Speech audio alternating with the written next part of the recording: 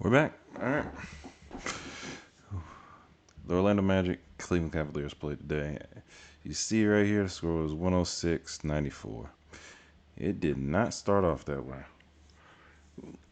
Yeah, Magic were winning for a good period of time. They was up 18 in one possession and gave it away. Not necessarily gave it away, but Cleveland, they played really well to get the game. And yeah, that's what we need to know right here. Paolo, I can see this Orlando Magic team doing well in the future. Paolo is definitely going to be their star player. I want to say he had 38 today. Actually, instead of guessing, let's go to the stats. Paolo, 38 points, 10 of 28. Not good shooting wise, but he tried to do what he needed to do. First half, they were on fire. Actually, in the third quarter, as you see up here, they were still up. They was up six, five, yeah, five at this point, and then couldn't really recover. But let's look at the game. Let's see some of the splits. But before we do that, Gary Harris played a little bit. Really, Paolo, Wendell Carter, Franz didn't really give you much today. 1 of 14. Oh, that's tough. That's tough right there. 1 of 15. My goodness. Struce came to play today. That was nice. Nice to see. I want to say he had 11 in the third quarter. I have to go back and look. Mobley's defense is always good. Jared Allen's been out most of the series. I want to say past 3 games. 3 of 10. Nobody's going to talk about the series really just because it was two smaller markets. LeBron's not in Cleveland, so nobody's talking about Cleveland. Donovan Mitchell had a pretty good game for, didn't shoot necessarily the best, but as far as bringing his team home, had 50 the past game, they lost. Had 39 this game, they won. That's what you need from your big guys. Yeah, Garland gave you 12. Okoro gives you 8. You'll take whatever you get from Okoro. Magic bench. Let's see how many points they had. 21 points off the bench. Yeah, between Cole, Wagner, Isaac, Ingles didn't even make anything.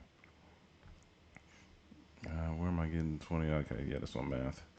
Karis LeVert, he's a big time scorer off the bench. Sam Merrill, not too familiar with him. I know he's been on the team, but um, Jared Allen, big defensive presence. Hopefully, he can make it back for the next series. I have to check. Actually, again, instead of guessing, let me look because I'm pretty sure I can see who plays next. But in the meantime, yeah, the Magic have a good young team. They're going to be good in the future, and they just got to stick with it and just their process. So, yeah, the Cavs play the Celtics. That'd be good. Celtics don't have Porzingis. That's going to be a slight issue, especially defensively, especially if Jared Allen can come back. Now, if Porzingis comes back, the matchups become a problem. You can drag. The thing is, you still have Mobley back there, and that's what's helping the Timberwolves right now because the Timberwolves with the 2 7-footers, and then they bring Nas Reed in, who's 6'10", 6'11" himself. You bring these guys in, and you only have 1 7-footer on your team that can actually get on the court. Yeah, that's where the difference in the games come. But yeah, but even if we think of Orlando's team, Wendell Carter is, I believe, 6'9", Paolo 6'10", Franz, I think it's about 6'9", so that's a pretty big front court in itself. But is for whatever reason, it's a difference with having 2 7-footers out there, and it's honestly kind of bringing back that old school feel instead of having everybody that feel like is 6'8" and under on the court. But the difference is now a lot of your big guys can shoot. But Cleveland's 2 big guys, Evan Mobley shoots, but he's not necessarily truly efficient at it. And what we're going to do, we're going to break down some of these guys' game. I want to start with Paolo. We're going to get to. I want to look at Mobley. I want to look at Garland. Of course, Mitchell. We're going to look at Franz, and probably Wendell Carter from their side. Make it a 3-on-3. give you understanding of what they're doing well, what they need to probably work on. Let's start with the Magic.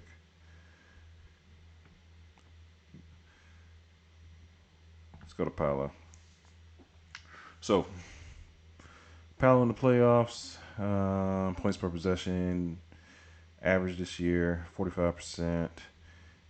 No in the regular season. I'm interested to see what he's shot in the regular season because Orlando's not one of those teams that really look at too often. So average. So really nothing's shot 45% from the field. So nothing really's changed. What do you shoot from three? Especially being a second year player, 33.8. So there's probably a portion of his game he needs to work on. His 2 point percentage field goals needs to go up to. If he can get that up to about 53, 54%, that'll change a lot in his game, and in terms of scoring. Because let me see, he averaged 22 and a half. He can get up 25, 26. You know, take that next level. That's what he's gonna have to do. Let's go back to playoffs. Let's look at these. Let's look up some play types. Playoffs, pick and roll ball handler, below average. Isolation, below average. Okay. It's not good on average on the spot up. Pick and roll man. Yeah, 'cause the thing is, he's a big, really. And I just threw my phone somewhere. There we go. Yeah, because I want to see. Let's get some accurate heights on these guys. Yeah, he's 6'10", 250. Yeah, he should definitely be by the basket. That's probably why he's good at it. Actually, let's see what instead of saying that, let's see what he was doing in the regular season. So pick and roll, he was average. Transition, he's good. Pick and roll man, he's actually below average. That's interesting. Spot up, he's good, but he's not really great at anything right now, and that's odd. I wonder if he doesn't really have a dominant hand, so he'll go right to left. That's good to know. Hmm. I just want to take. All right, let's go back to the playoffs. I want to look at some of these pick and roll. Just see some of these possessions. Take a look. Let's look. Let's see the good. Let's see the bad. Let's kind of get an idea of what Paolo's doing. Okay, I know nobody probably could see that, but it's a good shot from Paolo.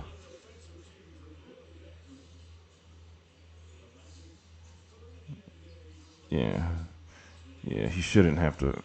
There might be an issue of his because he's going to be bigger than a lot of guys he plays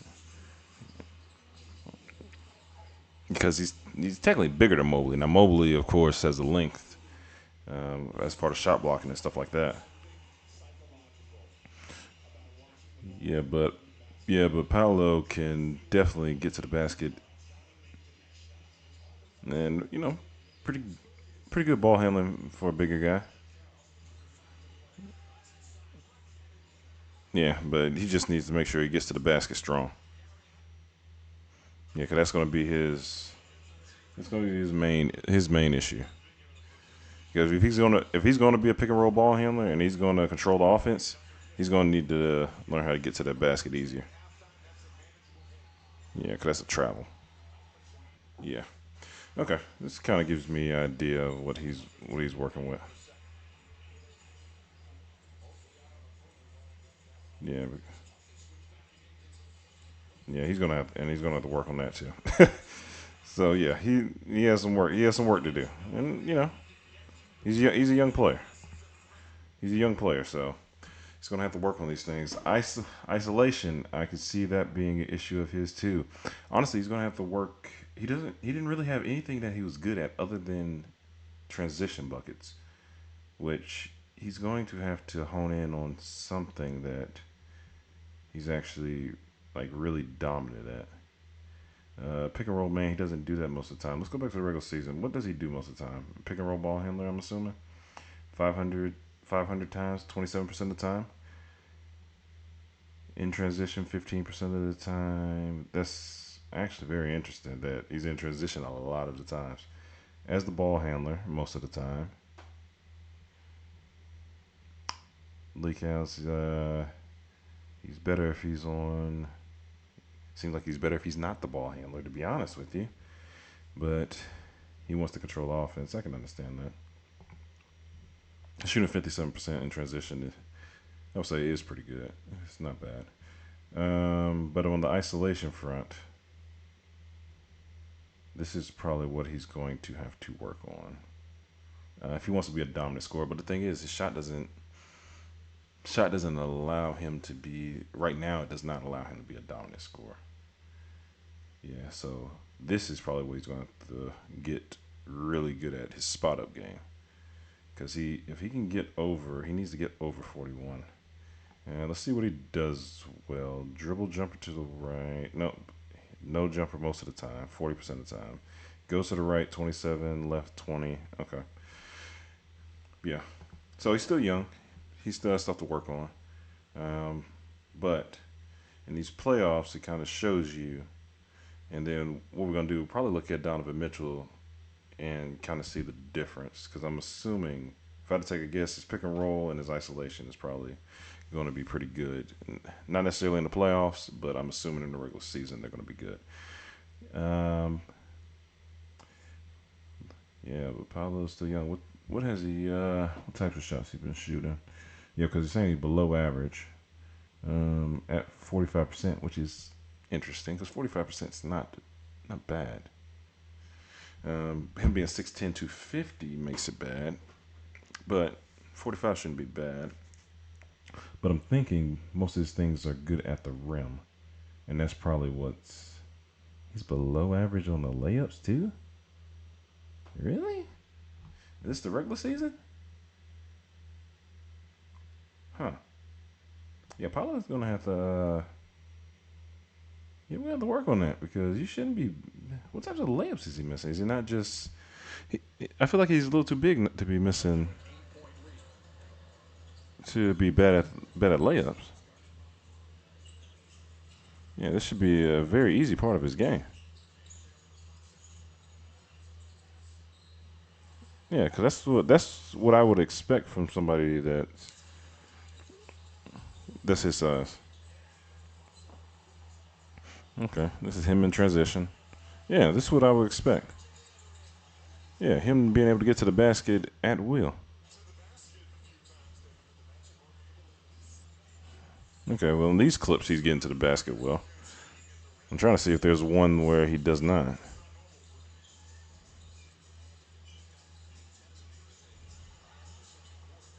Yeah, yeah. Okay, and I might have clicked on all his field goals makes on accident because we have missed one, but this is still all against. He just lost the ball on that one. Okay,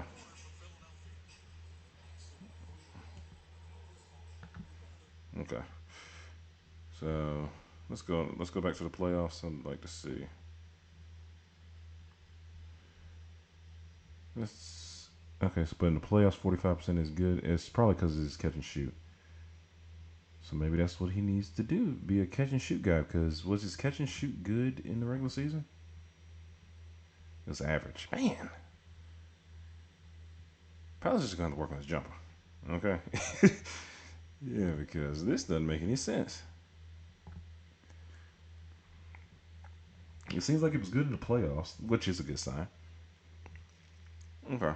Man, this is not like a bash Paulo moment, so I don't want to just sit here and talk about the guy. But yeah, he's just gonna have to work on his jump shot and make sure just get it cleaner.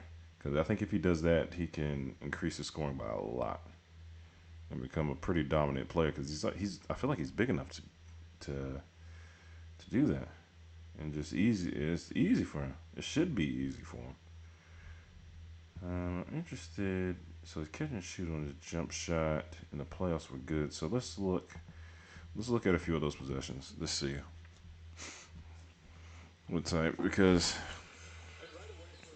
this could be like a just change in the series. Yeah, his jump shot doesn't look bad, but you see here clearly that the pick and roll is definitely used. But that jump shot was unnecessary. Because if we and the reason The reason I say it's unnecessary. Yes, is that is that Okura on him? Okura's 6'5", 6'6". You don't need that. Yeah, and he faded away and everything. I guess this is stuff coaches talk about. When you're playing, you don't realize it, but it's open shot. That should be a make.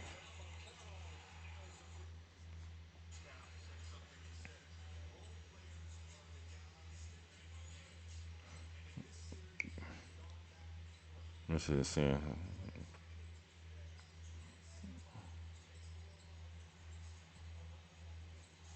Okay.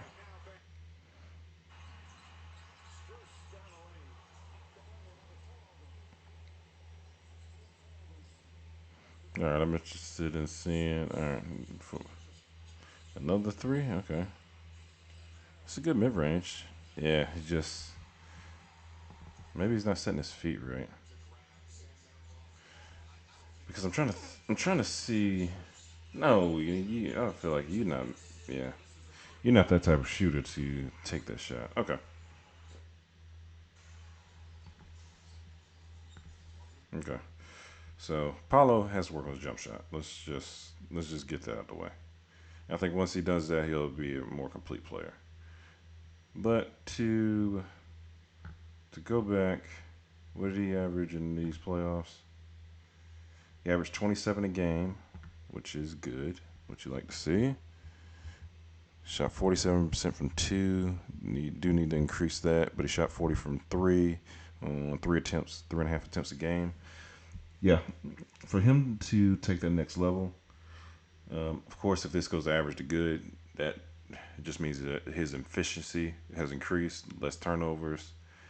But yeah, no, he. I think he'll be. I think he should be good. He just has to keep working.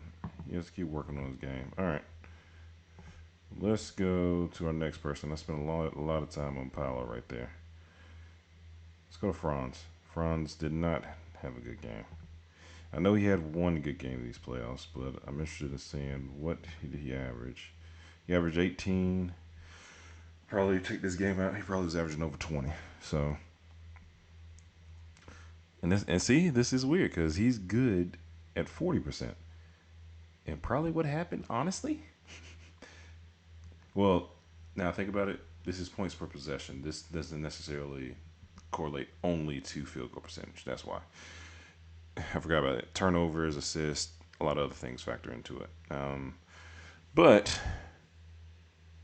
the game today probably decreases field goal percentage by a lot because one for 15, which is less than 10%. Was it about 7.5%? Yeah, it's going to going to make you, I would say, make your play type look a lot worse. But in the regular season, let's take a look. I'd like to see what he averaged in the regular season. He was good in the regular season. Shot 48% from the field, 19, almost 20 points a game.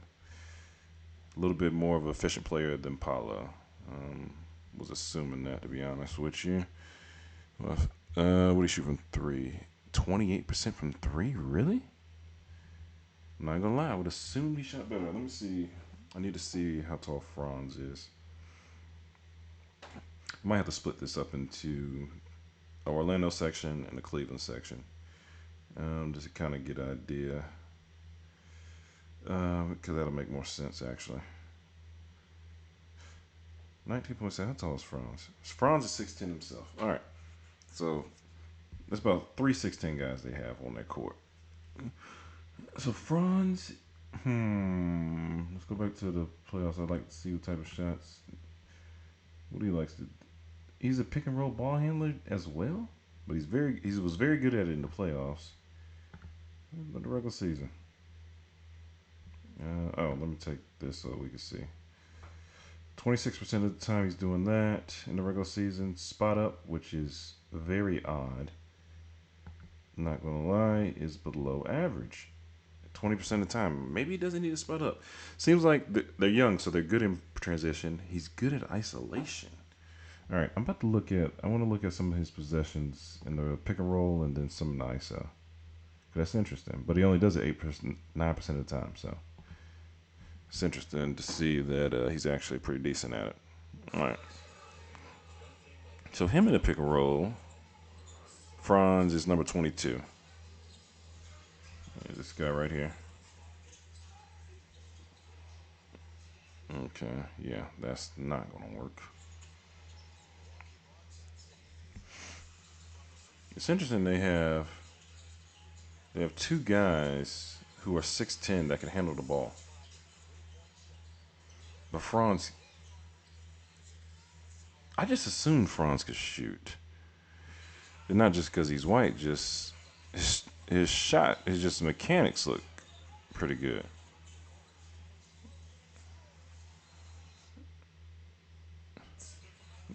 Yeah, his mechanics honestly look better than Paolo's.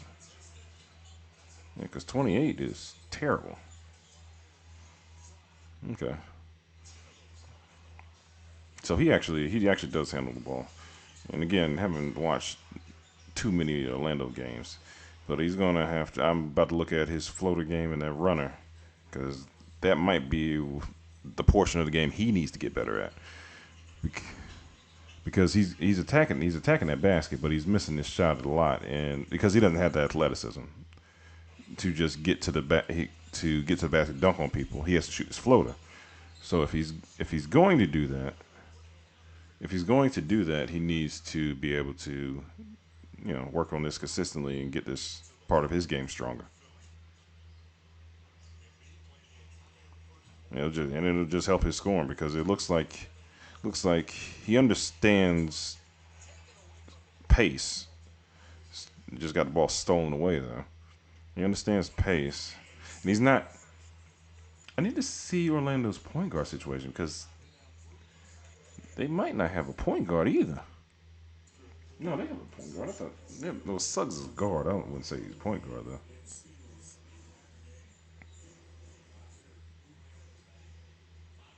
Yeah, he's gonna have to work on that floater.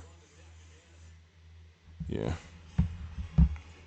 Yeah, if he can work on that floater, he'll be a totally different player.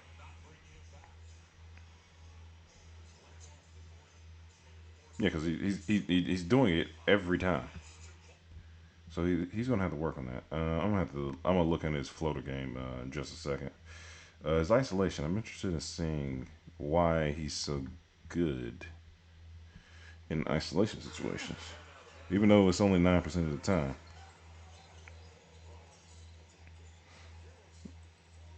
Yeah, yeah. That float. I'm gonna look to see how good it is, but I doubt it's excellent. If you can get that thing to excellent, he'll be a totally different player. Yeah, he plays at a good pace. Yeah, I like how he plays. He plays at a good pace. And I guess oh, okay. I thought we weren't going to see another clip, but we're here for another day.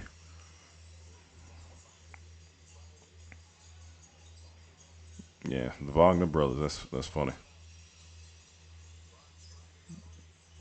Yeah, because the thing is, when he goes to the basket, I don't know if I've seen a mid range jumper at all. I'm interested in seeing if he ever does that, because he's going to get to the basket. There is no mid range pull up or anything like that. All right, let's see something. All right, let me look at this one. He's gonna shoot. Yeah, because he has the. Ooh, that was bad. So he has the mid range a lot of times, but he's not shooting it at all. Let's look at pick and roll and the ISO. Everybody does high pick and roll nowadays. That's the only thing I've seen when scouting everybody. It makes sense. You're allowed to go to either side, but sometimes you can section off half of the court. Isolation, overall, top. Yeah, everybody's doing everything at the top of the court. Right to left, early jumper. Really didn't see any jumper. In the clips I just saw, I didn't really see any jumpers. Let me put it like that. Okay, let me look at this real quick in the regular season. I'll look at the playoffs in just a second. His runner. It does say his runner is very good. So let's get that to excellent. Let us get that to excellent. His shot, that is surprising. What did he shoot last year? 'Cause that's hard for me to believe he's this bad of a shooter. Okay, yeah, he's not. What did he shot 36% from three last year. Okay, yeah, it was hard for me, but his runner was just average last year. Yeah, come on, all right, Franz, that don't make any sense. Let me go back. Click. No, it's not gonna let me click. Oh, because it's the wrong season.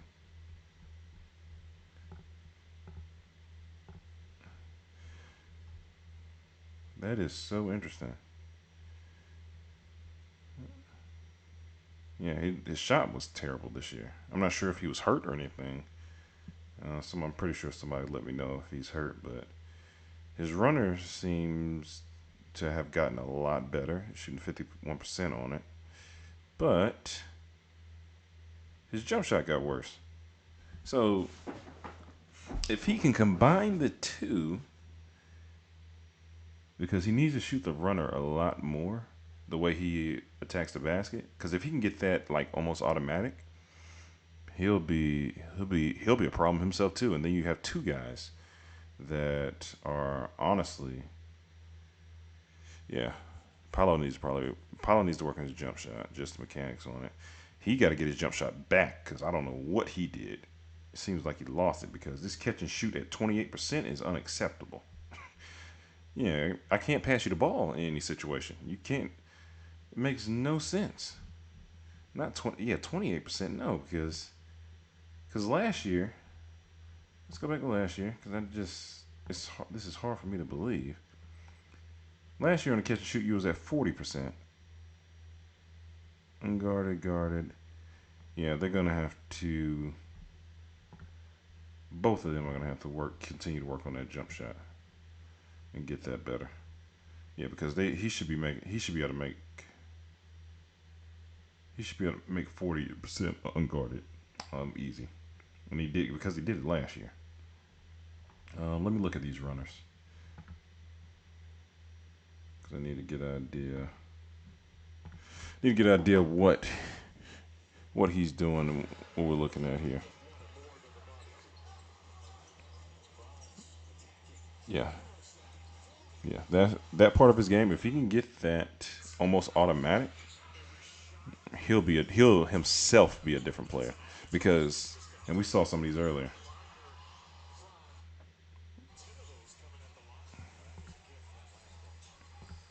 No, because we saw this one. Click. I want to look at the different team. All right. Yeah, I'm interested in seeing Franz in this runner.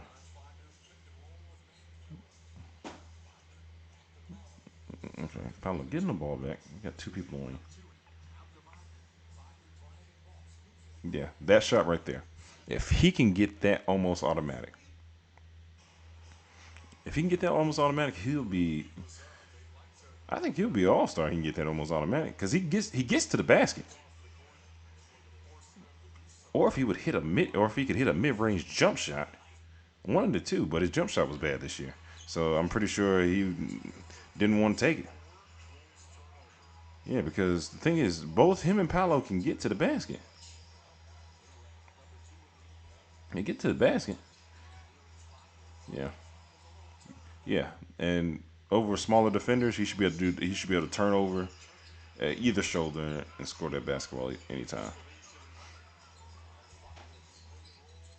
I don't know. Franz don't look like he's 16.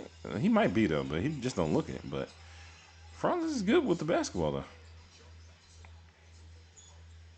Yeah, he gets to the back and hit the floater. Yeah, that's what he's gonna have to be. That's what he's gonna just have to continue to work on that shot because he can get to the basket. All right, let's let this be the last possession with Franz.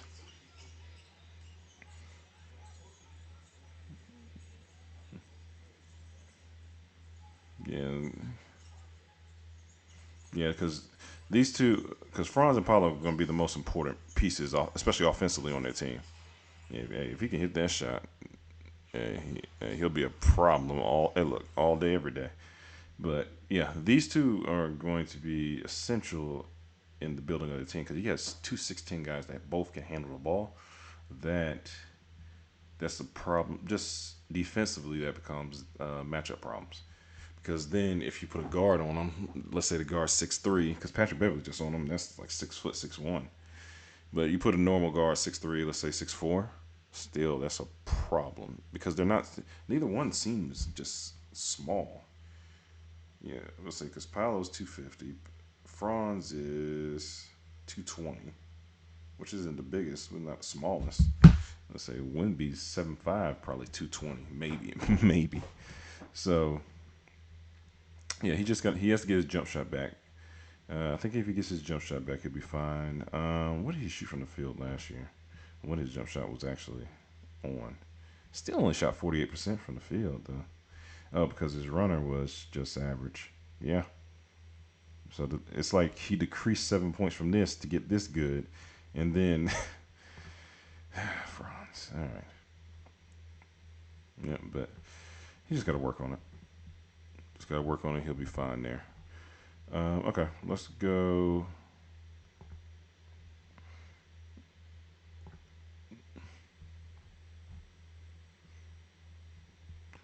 So I think Wendell Carter is their next best player, but I'm about to see. I'm gonna let the stats. Let's see what the stats say. He has 7.6. What do you average in the regular season? Average 11 on 52%. Playoffs, he averaged 7 on 40%. That's a problem. All right, let's go back. Yeah, because like we need you to do the same thing you were doing in the regular season. If you get worse, and of course Paolo got better. You probably got less shot attempts and whatnot, but we need you to be just as good as you were. Jalen Suggs might be the best player though. According to this, offensively, I'm just talking strictly offense. Look at the regular season, average 12, good efficiency. Playoffs, average dropped to 40. Yeah, I know they play 7 games. You play higher level of competition, but you can kind of stay pretty similar in your role and what you were doing. That just helps. That just helps the team out. Who else do we have that started? Gary Harris doesn't seem to be the same player who he was back in Denver. 25 points this series. Yeah, what's that equate to? 7.2. Yeah, honestly, non-factor. And it's crazy to say that because he used to actually be a pretty well. I think he was a decent player. You start looking at these stats and realize it seems like nobody's a decent player after you look at these stats. Let's see who else got playing time. Isaac, I feel like should be Markel Fultz. Here we go. He had 45 points in this playoffs. Still not 10 to 6. What you do during the regular season, Markel? That's yeah. Still below average. Below average in everything. As far as points per, I'm just strictly points per possession. Not talking about field goal percentage. And just because your points per possession is actually, let's do this. So everybody understands when we come on here. Points per possession. Let's see what that means in basketball. Because I don't need nothing else popping up. What is points per possession? Forget that. It's a player evaluation metric that refers to a player's scoring efficiency. Points per possession becomes more meaningful when broken down into events such as point per possession in isolation plays and pick and roll situations. I know. So, being Markel Fultz, that does not help the team that you're below average in the regular season and the playoffs. They can't play him really. And no wonder why he's coming off the bench. Yeah, but I know he's been going through. I know he went through some injuries and whatnot, but still, that does not help. But Jonathan Isaac played the next most minutes. He was good his time on the court. I wonder in the regular season. He was excellent. Wow. Okay. Shot 50%. Average 6. Let's see what he averaged in the playoffs. And it's crazy because I feel like they gave him. He averaged 6 in the playoffs. All right, let's see what Isaac does because I feel like after that whole debacle with the knee thing, everybody got on to him. But it seems like his possessions were good in the regular season. What's his play type? Probably pick and roll, spot up. Very good on the spot up. Good. Offensive putbacks. Cuts to the basket. Transition is average. Really? Huh. So cutting, offensive rebounds, and spotting up. So when he spots up 40%. I won't spend too much time. 41% from 3 when he spots up, though. That's the difference. Okay. And this is just regular season I'm looking at because I want to just understand a little bit more. Field goal attempts. Shot 50%. Jump shot is good. Catch and shoot is just average. I wonder how the jump shot is good. Oh, because you saw the dribble. Well, no. I don't even understand that. Yeah, because catch and shoot is part of. Oh, okay, 36. I guess that's just considered good overall. I guess the points per possession is what is good, what he's good at. But when you calculate everything, but yeah, it's interesting. So it's crazy because I guess when you look at the data, I guess you got to see a player's mesh because Jonathan Isaac himself should be about 6'10", right? Yeah, he's 6'10" as well. So, but you can't play all these guys unless you want to play. Well, the problem is if Franz and Paolo, if they could shoot like 36 or 37% from 3, then you could have 3 6'10" dudes on the court. Because defensively, I'm assuming that Isaac, if he's still the same guy as before, he's excellent on defense. And this is another thing you can do looking at these stats. You can see the points per possession, what he allows on that defensive end. And opponents basically shoot 40% against him. So, and then you come here, and you can still, and you look the same way. And I know the Bucks keep popping up because I guess they're the last team they played in the regular season. And then Isaac down here.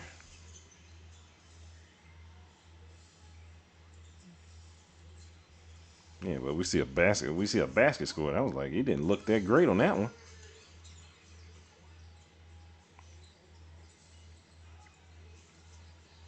I don't know what you shooting a long two for.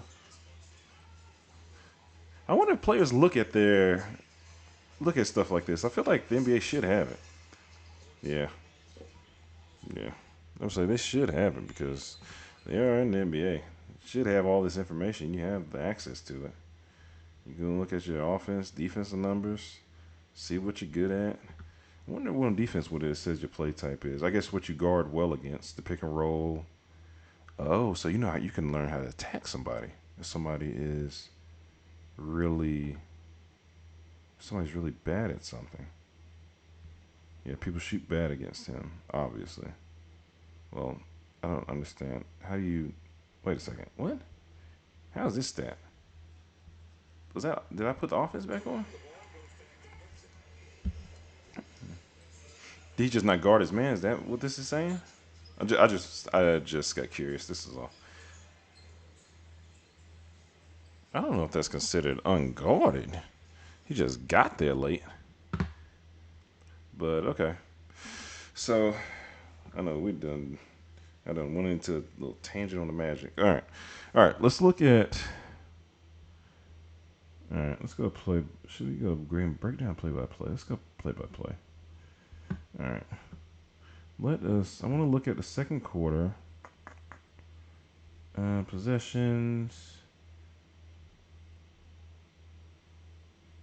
I wish I had this stuff, but I think you need the team stuff. I think they told me you got to be part of the team to do that. Let's look at the make. Let's look at these makes because,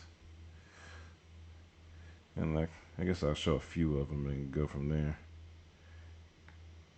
Okay. Oh yeah, I can. Okay, there's 17 of them. All right, cool. But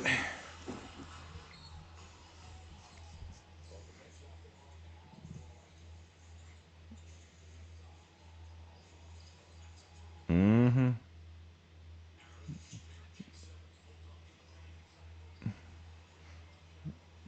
Yeah, you can. Yeah, that's what he should be doing. Attacking the basket.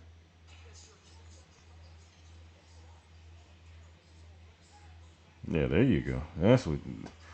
Yeah, but this is when you can see how I want to see how they're playing good defense. What did they do to? Let's see. Pick and roll. Gets to the basket. It seems to be a common theme though.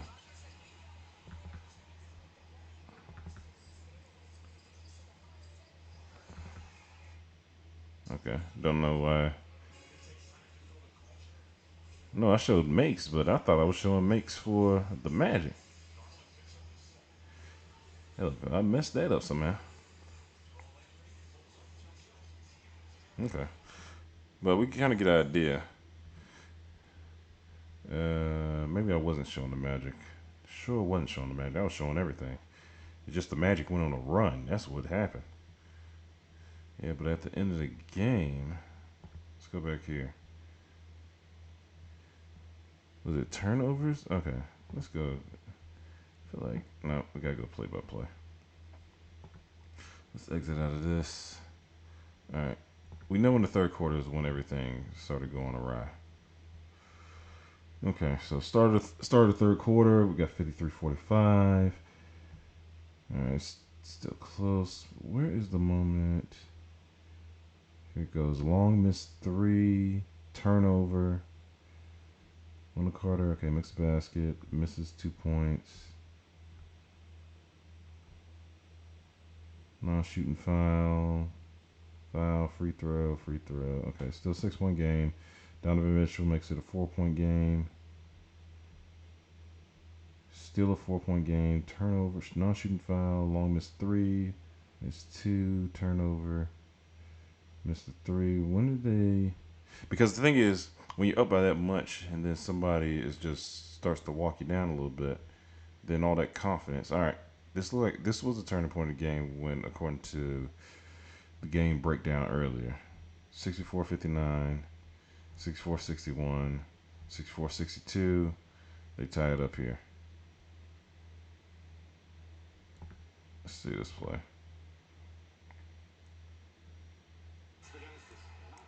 Let's see what happened. Because because game seven, they're playing the hearts out, but seemed like yeah, foul. Oh, and one. Oh, that didn't help. Yeah, that didn't help. So, yeah, the Magic they'll be good, man. They just have some work to do. They gotta clean some things up, see who plays well with each other.